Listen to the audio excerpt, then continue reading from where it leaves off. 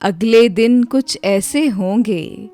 गज़ल अनवर मसूद, आवाज़ सादिया रफ़ीक, पेशकश दानिश-सरा। अगले दिन कुछ ऐसे होंगे, छिलके फलों से महंगे होंगे। नन्ही नन्ही चींटियों के भी हाथी जैसे साए होंगे।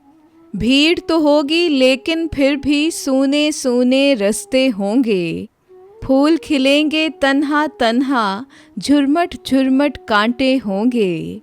लोग उसे भगवान कहेंगे जिसकी जेब में पैसे होंगे। रेत जलेगी धूप में अनवर, बर्फ पे बादल छाए होंगे। अगले दिन कुछ ऐसे होंगे, छिलके फलों से महंगे होंगे।